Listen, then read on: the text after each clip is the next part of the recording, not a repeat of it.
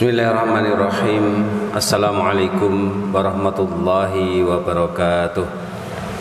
Innal hamdalillah nahmaduhu wa nasta'inuhu wa nastaghfiruh wa na'udzu billahi min syururi anfusina wa min sayyiati a'malina.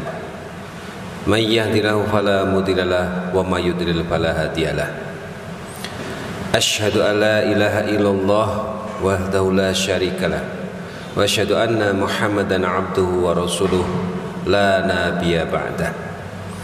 Allahumma shalli ala Muhammad wa ala ali Muhammad kama shallaita ala Ibrahim wa ala ali Ibrahim fil alamina innaka Hamidum Majid. Ya ayuhan nasu taqu rabbakumul ladzi khalaqakum min nafsin wahidah wa khalaqa minha zawjaha wa batha minhuma rijalan katsiran wa nisaa wattaqullaha alladzi tasaaluna bihi wal arham innallaha kana 'alaikum raqiba. Ya ayyuhalladzina amanu ittaqullaha haqqa tuqatih wala tamutuna illa wa antum muslimun. Jamaah Jumat rahimatullah, marilah kita membuka khutbah pada siang hari ini dengan bersama-sama memanjatkan syukur kita kepada Allah Subhanahu wa taala atas segala nikmat yang telah diberikan kepada kita.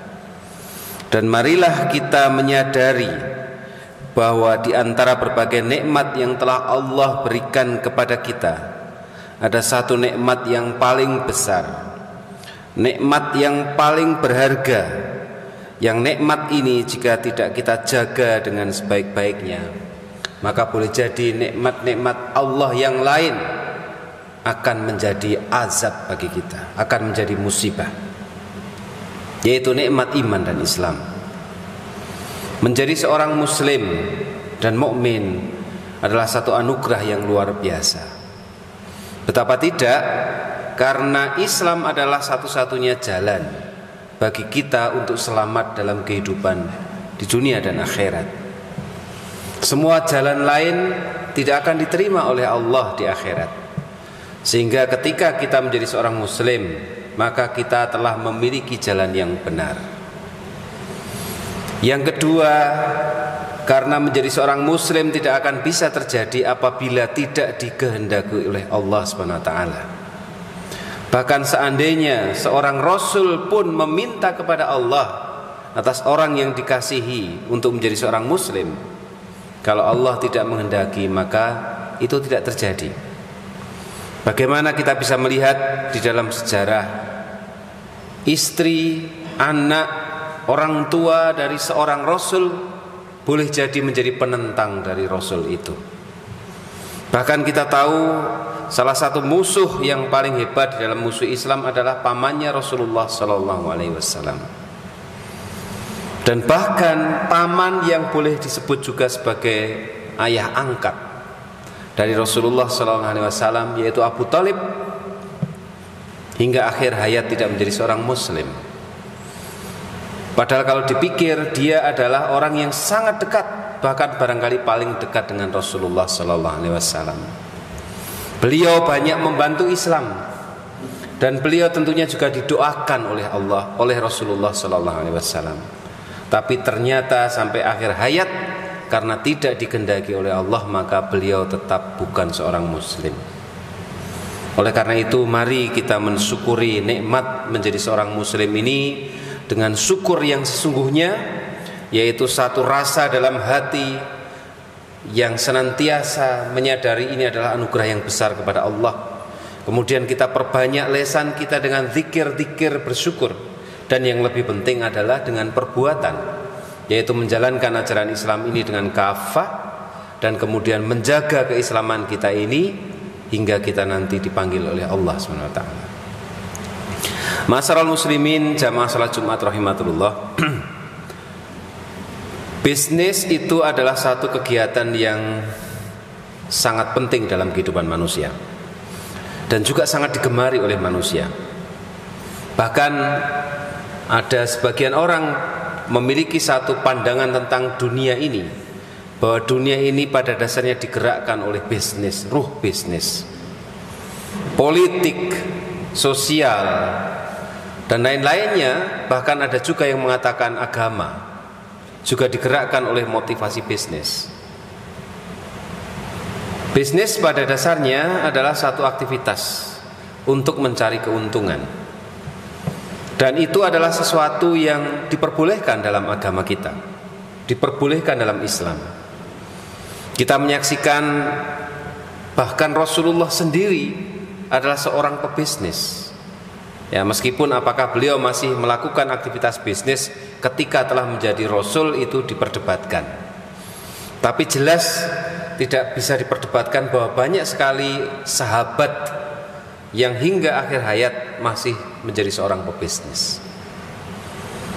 Demikian pula kita jumpai ajaran dalam Islam yang memberikan izin atas bisnis ini, dan bahkan bisa jadi memberikan kemuliaan posisi bagi para pebisnis. Tapi tentu saja hadirin sekalian, bisnis yang bersifat mubah ini bisa menjadi sesuatu yang baik, atau sebaliknya bisa menjadi sesuatu yang buruk. Kalau kita pelajari dalam agama kita, berita-berita yang memberikan kabar tentang mulianya para pebisnis cukup banyak. Namun juga tidak sedikit berita-berita peringatan-peringatan yang mengingatkan akan bahaya dari bisnis. Pernah pada suatu hari Umar bin Khattab ketika menjadi khalifah memberikan satu pidato yang sangat keras ketika dia menjumpai ada seseorang yang bertindak curang di pasar, kemudian ditegur oleh petugas pengawas pasar al-muhtasib, dan kemudian si pedagang ini melawan gitu ya, tetapi kemudian Umar lewat, dan kemudian Umar menegur keras kepada orang pedagang yang curang ini, dan kemudian mengatakan, jangan datang ke pasar kami orang-orang yang tidak tahu halal atau haram. Ini tentu melengkapi ajaran-ajaran Islam yang lain, bahwa orang-orang yang tidak faham hukum halal dan haram, ya, maka akan mudah terjerumus ke dalam perbuatan yang buruk di dalam berbisnis. Dan memang dengan mudah kita bisa melihat bagaimana godaan orang berbuat curang, berbuat hal-hal yang melanggar ajaran Islam dalam bisnis itu banyak sekali. Bahkan sampai saat ini pun kita juga kadang menjumpai orang-orang yang memiliki pengetahuan agama yang bagus, tetapi ketika sudah berbisnis ternyata kemudian terjerumus ke dalam hal-hal yang dilarang. Hadirin sekalian rahimatullah, setidaknya ada dua hal yang harus kita perhatikan ketika kita menginginkan bahwa bisnis kita ini bisa berjalan sesuai dengan yang diharapkan oleh Allah dan akhirnya membawa berkah. Yang pertama adalah soal motivasi. Motivasi ini seringkali adalah sesuatu yang tidak mudah untuk kita bicarakan, karena menyangkut sesuatu yang ada di dalam hati. Tetapi dalam Islam tidak dipungkiri bahwa motivasi yang kemudian nanti membentuk niat itu adalah hal yang paling utama. Bahkan Rasulullah mengatakan innama a'malu binniyati. Ya. Innama a'malu binniyati, segala sesuatu itu tergantung dari niatnya. Nah, oleh karena itu, maka masalah niat ini memang masalah yang penting sekali, sangat penting, sangat fundamental. Kalau orang ekonomi sering menggunakan istilah necessary condition. Ya, necessary condition, syarat yang perlu. Kalau tidak ini maka tidak benar. Tetapi memang merupakan sesuatu yang tidak mudah. Dari dalam berbisnis, kita haruslah mencari ridho Allah. Kita mencari keuntungan, yang keuntungan itu adalah keuntungan yang diberkahi oleh Allah. Dan dalam hal ini keuntungan itu adalah keuntungan akhirat. Ini harus kita sikapi dengan sangat hati-hati, Sebab ketika kita salah menempatkan maka akan berakibat fatal. Allah Subhanahu wa taala berfirman dalam surat Al-Isra ayat 18. A'udzu billahi minasyaitonir rajim. Man kana yuridul ajilata ajjalna lahu fiha ma nasya'u liman nuridu thumma ja'alna lahu jahannam yaslaha madhmuman madkhura. Dan barang siapa menghendaki keuntungan dunia, maka akan kami segerakan baginya di dunia ini apa yang kami kehendaki bagi orang yang kami kehendaki. Kemudian kami sediakan baginya di akhirat itu jahanam. Dia akan memasukinya dalam keadaan tercela dan terusir. Ma'asyiral muslimin rahimatullah.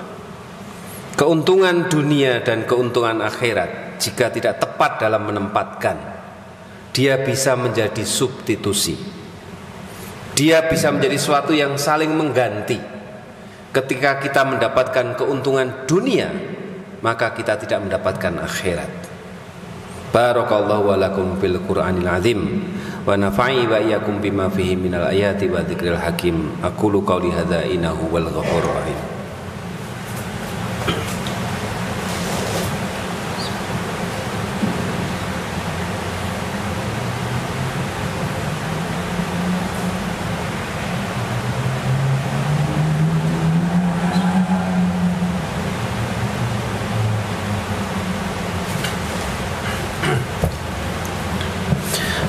Alhamdulillah, alhamdulillahilladzi an'amana bi ni'matil iman wal islam.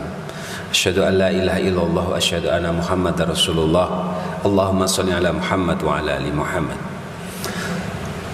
Syarat yang kedua agar bisnis kita mendapatkan barokah dari Allah adalah kita mengikuti apa yang dituntunkan oleh Rasulullah sallallahu alaihi wasallam. Ada banyak sekali tuntunan yang berkaitan dengan menjalankan bisnis yang islami ini. Namun secara umum bisa kita rangkum dalam satu kaidah besar. Al-aslu fi muamalah al-ibahah. Bahwa hukum asal dari muamalah itu adalah boleh. Maknanya bahwa setiap segala sesuatu yang tidak dilarang maka boleh. Ini tentunya adalah satu hikmah yang besar bagi kehidupan berbisnis, dikarenakan dalam bisnis kita membutuhkan sekali banyak inovasi, membutuhkan banyak sekali ide-ide dan lain-lain. Dan semua ide ini bisa terbuka lebar asal tidak melanggar larangan. Oleh karena itu kita sebagai seorang muslim, kita harus paham apa saja larangan-larangan berkaitan dengan bisnis dalam agama kita. Nah, tentunya ini membutuhkan satu pembelajaran yang lama. Namun demikian kita bisa menggunakan satu istilah umum bahwa ada hal-hal yang dilarang, yang haram dalam agama kita. Ada hal-hal yang dimakruhkan dalam agama kita. Maka itu hendaklah kita perhatikan. Ada larangan berkaitan dengan bahan-bahan yang haram, haram lidzati. Maka tentunya kita tidak boleh berbisnis berkaitan dengan bahan-bahan yang diharamkan. Ada haram li ghairi dzati. Haram bukan karena zatnya, banyak sekali. Soal riba, soal gharar, maisir, tadlis, ya, penipuan dan lain-lain. Ya. Dan ini tentunya membutuhkan satu komitmen yang tinggi. Membutuhkan satu usaha yang keras dan juga inovatif, karena seringkali niat saja tidak bisa memberikan solusi. Niat untuk menghindari riba tentu saja sangat penting, tapi ketika tidak disertai dengan satu kreativitas, satu pemikiran yang lebih cerdas, seringkali justru menghasilkan riba dalam bentuk yang lain. Dan itu seringkali terjadi. Nah, oleh karena itu hadirin sekalian, niat dan cara yang benar ini harus kita kuasai dengan baik sebelum kita berbisnis, sehingga kemudian bisnis kita akan menguntungkan. Dan sebagai penutup hadirin sekalian, ada satu bisnis yang lebih besar daripada bisnis-bisnis pada umumnya, yaitu adalah hidup kita ini. Kehidupan kita ini secara keseluruhan adalah sebuah bisnis. Kita diberikan modal oleh Allah dalam berbagai bentuk. Ada modal badan kita, ada modal waktu, ada modal harta, dan lain-lain. Semua itu harus kita gunakan untuk sesuatu yang memberikan hasil yang lebih besar. Apa hasil yang lebih besar? Hasil yang lebih besar itu bukan hidup seorang yang kaya di dunia ini, bukan menjadi seorang pejabat di dunia ini, tetapi hasil yang besar adalah hidup mulia di akhirat. Allah Subhanahu wa taala memberikan satu firman yang sangat tegas bahwa hidup ini adalah satu bisnis. A'udzubillahi minasyaitonirrajim. Ya ayyuhalladzina amanu hal adullukum ala tijaratin tunjikum min adzabin alim. Wahai orang-orang yang beriman, maukah kamu aku tunjukkan pada bisnis yang dapat menyelamatkan kamu dari azab yang pedih. Tu'minuna billahi wa rasulihi wa tujahiduna fi sabilillahi bi amwalikum wa anfusikum. Dzalikum khairul lakum in kuntum ta'lamun. Yaitu beriman kepada Allah dan Rasulnya dan berjihad di jalan Allah dengan harta dan jiwamu. Itulah yang lebih baik bagi kamu jika kamu mengetahui. Marilah khutbah pada siang hari ini kita tutup dengan berdoa kepada Allah agar Allah menyelamatkan kita, menyelamatkan keluarga kita, dan juga menyelamatkan saudara-saudara kita. Bismillahirrahmanirrahim. Alhamdulillahirabbil alamin. Allahumma shalli ala Muhammad wa ala ali Muhammad. Allahumma fir lil mu'minina wal mu'minat wal muslimina wal muslimat al ahya'i minhum wal amwat innaka sami'un qaribun mujibud da'wat ya qadiyal hajat. Allahumma rabbana zalamna anfusana wa illam taghfir lana wa tarhamna lanakunanna minal khasyirin. Allahumma inna nas'alukal huda wat tuqa wal afafa wal ghina. Allahumma rabbana atina fid dunya hasanah wa fil akhirati hasanah wa qina adzabannar wa adkhilnal jannata ma'al abrar ya aziz ya ghaffar ya rabbal alamin walhamdulillahi rabbil alamin. Aqimis shalah.